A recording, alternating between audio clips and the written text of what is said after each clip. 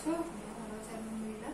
তোমাদের মুদ্রাস্ফীতি নিয়ে আমি বেশ কয়েকটি ক্লাস নিয়েছি। মুদ্রাস্ফীতি কি, মুদ্রাস্ফীতির যে প্রকারভেদ গুলো আছে ওগুলো কিভাবে মুদ্রাস্ফীতি নির্ণয় করতে হয় সিপিআই পদ্ধতিতে, এগুলো আমরা আলোচনা করেছি। আমরা মুদ্রাস্ফীতির বিভিন্ন কারণ কিন্তু দেখেছি, সেটা দেখেছি খুবই স্বল্প পরিসরে, কিন্তু অর্থনীতিতে বিষয়টা কিন্তু অনেক বড়। মুদ্রাস্ফীতির অনেকগুলা কারণ কিন্তু অর্থনীতিতে আছে। এখন তোমাদের যে পরীক্ষাটা, সৃজনশীল যে পরীক্ষাগুলো হয় ওই ক্ষেত্রে কিন্তু তোমাদের মুদ্রাস্ফীতির বিভিন্ন কারণগুলো দিয়ে দিতে পারে, প্রশ্ন করতে পারে এটা কোন ধরনের মুদ্রাস্ফীতির অন্তর্গত। ঠিক আছে, এ ধরনের প্রশ্ন হতে পারে, সেটা জ্ঞানমূলক প্রশ্নে আসতে পারে বা ধর্মমূলক প্রশ্ন, সৃজনশীল যে কোনো প্রশ্নে আসতে পারে। তোমরা টপিক গুলো যদি একটু ক্লিয়ার করে পড়ে নাও তাহলে তোমাদের কাছে কিন্তু সৃজনশীল যেখান থেকে যে কোনো ধরনের প্রশ্ন আসুক না কেন তোমরা খুব সহজেই কিন্তু উত্তর দিতে পারবে। তাহলে মুদ্রাস্ফীতির মূল কারণকে কিন্তু চারটা ভাগে ভাগ করা যায়। আমরা দেখছি মুদ্রাস্ফীতির মূল কারণকে কিন্তু চারটা ভাগে ভাগ করা যায়। একটা হচ্ছে সামগ্রিক চাহিদা বৃদ্ধিজনিত মুদ্রাস্ফীতি, সামগ্রিক চাহিদা বৃদ্ধির কারণে মুদ্রাস্ফীতি ঘটে। আবার খরচ বৃদ্ধিজনিত মুদ্রাস্ফীতি, কাঠামোগত মুদ্রাস্ফীতি এবং অন্যান্য যেসব কারণে মুদ্রাস্ফীতি ঘটতে পারে। তাহলে আমরা দেখছি চার ধরনের মুদ্রাস্ফীতি। একটা হচ্ছে কি সামগ্রিক চাহিদা বৃদ্ধিজনিত মুদ্রাস্ফীতি, একটা হচ্ছে খরচ বৃদ্ধিজনিত মুদ্রাস্ফীতি, হচ্ছে কাঠামোগত মুদ্রাস্ফীতি, একটা অন্যান্য। তাহলে সামগ্রিক চাহিদা বৃদ্ধিজনিত মুদ্রাস্ফীতি গুলো কি কি আমরা একটু দেখি। শুরুতে যেটা আছে সেটা হচ্ছে সরকারের ব্যয় বৃদ্ধি। সরকার তার দেশের উন্নয়নের জন্য সরকার কি করে, ব্যয় করতে থাকে। তাহলে এই ব্যয়টা যদি বৃদ্ধি পায় তাহলে অর্থনীতিতে কি হয়, মুদ্রাস্ফীতি সৃষ্টি হয়। কেন সরকারের ব্যয় বৃদ্ধি পেলে অর্থনীতিতে মুদ্রাস্ফীতি সৃষ্টি হবে? তার কারণ হচ্ছে সরকারের যখন ব্যয়টা বৃদ্ধি পায়, সরকার এই ব্যয়টা করার জন্য নতুন টাকা ছাপায়, অনেক সময় অর্থের যোগান বাড়িয়ে দেয়। তাহলে সরকার যখনই তার ব্যয়টা বৃদ্ধি করে তখন জনগণের আয় বৃদ্ধি পায়। তাহলে তোমাদের প্রশ্ন হতে পারে সরকারের ব্যয় বৃদ্ধি পেলে কেন জনগণের আয় বৃদ্ধি পাবে।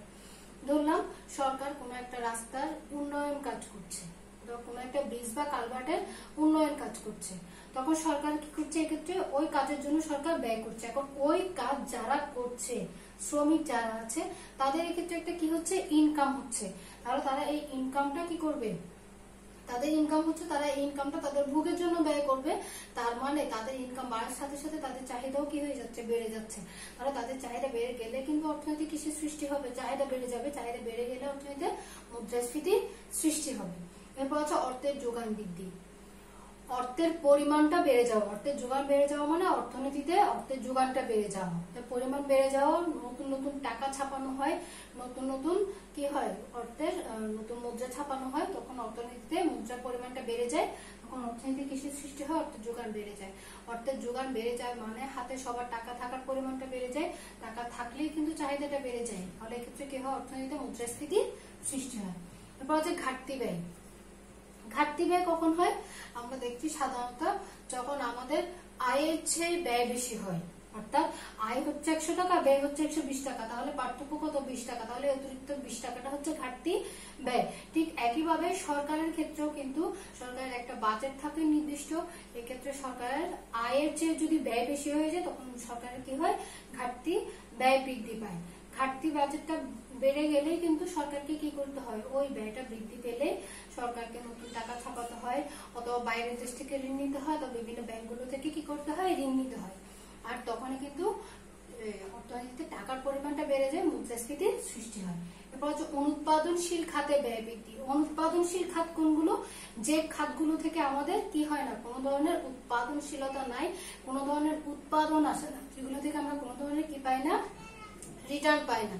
ঠিক আছে, যেমন ধরো আমি বলি কোন একটা পার্কের উন্নয়ন কাজ চলছে, অথবা রাস্তার পাশে সৌন্দর্য বৃদ্ধির কাজ চলছে, তাহলে এক্ষেত্রে আমরা কি পাচ্ছি না, কোনো ধরনের এক্ষেত্রে এগুলো থেকে কোনো ধরনের রিটার্ন আমরা পাই না। তাহলে এক্ষেত্রে কি হচ্ছে, উৎপাদনশীল খাতে সরকার ব্যয় করছে, ওই ব্যয় থেকে আমাদের কোনো আয় হচ্ছে না, তাহলে ওই ব্যয়ের কারণে কিন্তু অর্থনীতিতে টাকার পরিমাণটা বেড়ে যাচ্ছে, খরচের পরিমাণটা বেড়ে যাচ্ছে, অর্থনীতিতে মুদ্রাস্ফীতি সৃষ্টি হচ্ছে। এরপর হচ্ছে রপ্তানি বৃদ্ধি। যখন কোন একটা দেশের রপ্তানি বৃদ্ধি পায়, যদি রপ্তানি বৃদ্ধি পায় তখন কিন্তু দেখা যায় বাইরের দেশে রপ্তানি বেশি হচ্ছে, কিন্তু নিজের দেশে ওই জিনিসের কি দেখা দেয়, ঘাটতি দেখা দেয়। যখন নিজের দেশে ঘাটতিটা বেড়ে যায় তখন কি হয়, ঘাটতি বেড়ে গেলে নিজের দেশে, তাহলে নিজের দেশে যখন ঘাটতি আমরা দেখতে পাই, তখন দেখা যায় এই জিনিসপত্রের কি হয়, দাম বেড়ে যায়। আর দাম বেড়ে গেলে অর্থনৈতিক মুদ্রাস্ফীতির সৃষ্টি হবে।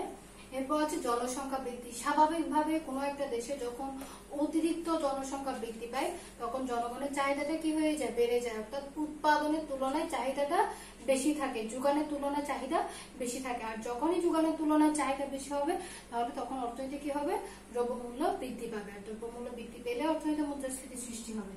উদার ঋণ নীতি, অর্থাৎ যখন খুব সহজে স্বল্প সুদে যখন ব্যাংকগুলো থেকে, যে কোনো ব্যাংক থেকে যখন জনগণ ঋণ পায়, যদি সেটা সহজ হয়, কম সুদের হার হয় বা অন্যান্য সুযোগ সুবিধাগুলো পায়, উদার ঋণ নীতি হয়, তখন সহজে সবার হাতে কি হয়ে যায়, টাকা চলে আসে। সবার হাতে টাকা চলে আসলে টাকা হাতে রাখার প্রবণতা বেড়ে যায়, খরচ করার প্রবণতা বেড়ে যায়, বিনিয়োগের প্রবণতা বেড়ে যায়। তখন দেখা যায় অর্থনীতি কি হয়, মুদ্রাস্ফীতির সৃষ্টি হয়। এরপর হচ্ছে ব্যয়যোগ্য আয় বৃদ্ধি। ব্যয়যোগ্য আয় বৃদ্ধি কিভাবে হয়, যেমন ধরলাম আমার ইনকাম ছিল আগে 100 টাকা, এখন আমার ইনকাম বৃদ্ধি পেয়ে 130 টাকা হয়েছে। তাহলে আমি 130 টাকা পুরোটাই কি করতে পারছি, ব্যয় করতে পারছি। কিসের জন্য, আমার যে কোনো চাহিদা মেটানোর জন্য। অর্থনীতিতে আমরা জানি আয় বাড়লেই কি হয়, চাহিদা বেড়ে যায়। তাহলে এক্ষেত্রে আমার হাতে টাকা বেশি আছে মানে আমি বেশি টাকা খরচ করতে পারছি, তার মানে আমার ব্যয়যোগ্য আয় বেড়ে গেছে। ব্যয়যোগ্য আয় বেড়ে গেলে আমার চাহিদাটা বেড়ে যাবে, চাহিদা বেড়ে গেলে অর্থনৈতিক সৃষ্টি হবে, মুদ্রাস্ফীতির সৃষ্টি হবে। এরপর আমরা আসি খরচ বৃদ্ধি জনিত মুদ্রাস্ফীতি। বেতন এবং মজুরি বৃদ্ধি। কোন একটা উৎপাদন প্রতিষ্ঠানে যদি শ্রমিকদের বেতন বৃদ্ধি পায়, মজুরি বৃদ্ধি পায়, ঠিক আছে, তাহলে এই ক্ষেত্রে উৎপাদনকারী প্রতিষ্ঠানের উৎপাদন খরচ বেড়ে যাবে। আর উৎপাদনকারী প্রতিষ্ঠানের উৎপাদন খরচ বেড়ে গেলে কিন্তু সে তার ওই খরচটা কি করতে চায়, সবসময় পুষিয়ে নিতে চায়। তখন সে কি করছে, উৎপাদনকারী তার উৎপাদিত পণ্যের দাম বাড়িয়ে দেয়। আর তার পাশাপাশি যাদের বেতন এবং মজুরি বৃদ্ধি পেয়েছে, তারা কি করবে, তারা তাদের অতিরিক্ত যে বেতন পাচ্ছে বা মজুরি পাচ্ছে, যার কারণে তাদের কি হচ্ছে, চাহিদাটা বেড়ে যাচ্ছে। তাহলে অর্থনীতিতে সহজেই কি হয়, দ্রব্যমূল্য বেড়ে যায়। তাহলে অর্থনীতিতে মুদ্রাস্ফীতির সৃষ্টি হয়। এবার হচ্ছে পরোক্ষ কর আরোপ। সরকার যখন পণ্যের উপর পরোক্ষ কর আরোপ করে, তখন বিভিন্ন ধরনের পণ্যের দাম বেড়ে যায়। সরাসরি না, সেটা হচ্ছে যে কোনো পণ্যের সাথে দামটা বাড়িয়ে দেয়। পরোক্ষ কর আরোপ করার কারণে ওই পণ্যের দাম বেড়ে যায়, তখন অর্থনীতিতে মুদ্রাস্ফীতির সৃষ্টি হয়। শ্রমিক সংঘের প্রভাব। শ্রমিক সংঘের প্রভাবটা কি, শ্রমিক সংঘের কাজটাই হচ্ছে শ্রমিকদের কি করা, কল্যাণ করা। শ্রমিকদের কল্যাণ করতে গিয়ে শ্রমিকরা কি করে, শ্রমিক সংঘ কি করছে, শ্রমিকদের মজুরি বৃদ্ধির জন্য বিভিন্ন ধরনের আন্দোলন করছে বা উৎপাদনকারী প্রতিষ্ঠানের সাথে কথা বলছে। তাহলে এক্ষেত্রে তারা কি করছে, শ্রমিকদের মজুরি বাড়ানোর চেষ্টা করছে। শ্রমিকদের মজুরি বেড়ে গেলে শ্রমিকদের চাহিদা বেড়ে যায়, চাহিদা বেড়ে গেলে অর্থনীতিতে কি হয়, মুদ্রাস্ফীতির সৃষ্টি হয়। এরপর হচ্ছে মাঝারি শিল্পের অতিরিক্ত মুনাফা। মাঝারি যে শিল্পগুলো আছে বা অলিগোপলি যে শিল্পগুলো আছে, ওই শিল্পগুলো তাদের অতিরিক্ত লাভের আশায় কি করে, তারা যখন অতিরিক্ত মুনাফা করতে চায়, তখন তাদের যে উৎপাদিত পণ্যগুলো আছে, ওই পণ্যগুলোর দাম কি করে দেয়, বাড়িয়ে দেয়। ওই পণ্যগুলোর দাম বাড়িয়ে দিলে আমাদের মতো সাধারণ জনগণ যারা আছে, তাদেরকে কি করতে হয়, ওই পণ্যগুলো কেনার জন্য অতিরিক্ত টাকা খরচ করতে হয়। অতিরিক্ত টাকা খরচ করা মানে অর্থনীতিতে টাকার পরিমাণ বেড়ে যাওয়া। অর্থনীতিতে টাকার পরিমাণ বাড়লে মুদ্রাস্ফীতির সৃষ্টি হবে। হচ্ছে কাঠামোগত যে মুদ্রাস্ফীতি, কাঠামোগত যে কারণগুলো আছে মুদ্রাস্ফীতির, প্রথমত হচ্ছে বাজার ব্যবস্থার ত্রুটি।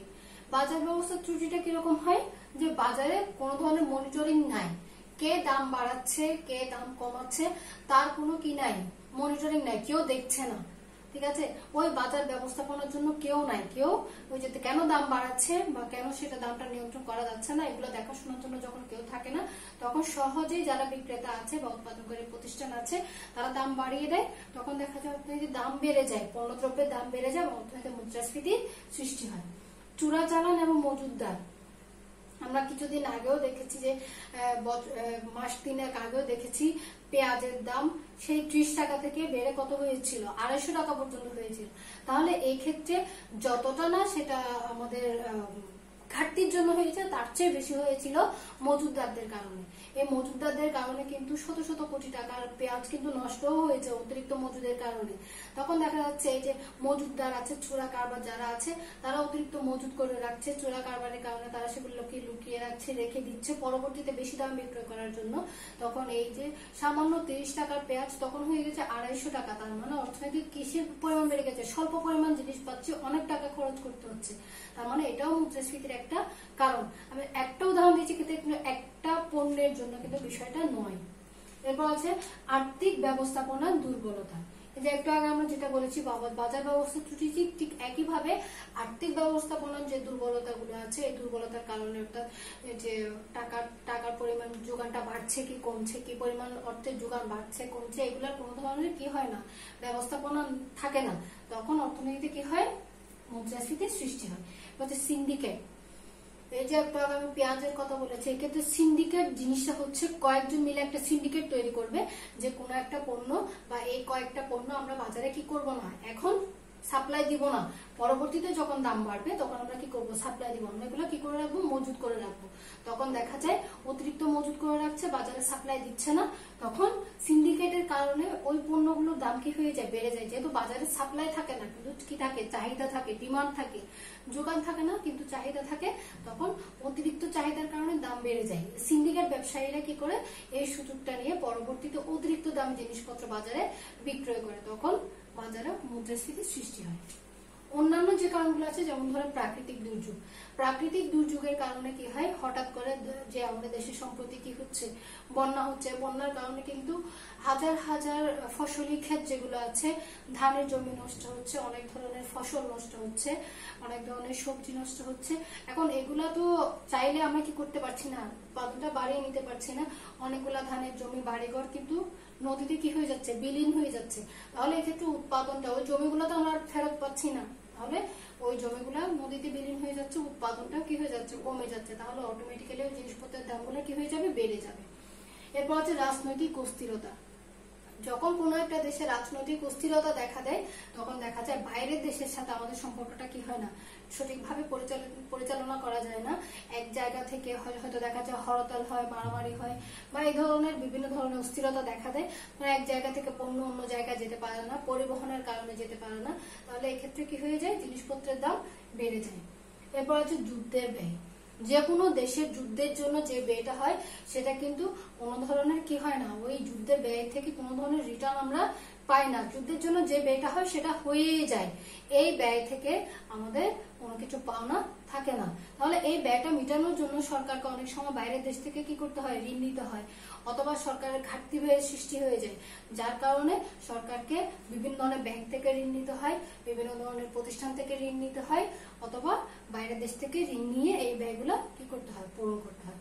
তাহলে আমরা দেখছি যে মুদ্রাস্ফীতির অনেকগুলো কারণ আছে, এর মধ্যে মূল কারণটা হচ্ছে সামগ্রিক চাহিদা বৃদ্ধি জনিত মুদ্রাস্ফীতি, খরচ বৃদ্ধি জনিত, কাঠামোগত এবং উন্নয়ন। তাহলে আমি আশা করছি তোমরা মুদ্রাস্ফীতির কারণগুলো খুব ভালোভাবে বুঝতে পেরেছো। বাসায় একটু পড়বে, পড়লে আশা করি সবাই ভালোভাবে বুঝতে পারবে। ধন্যবাদ সবাইকে।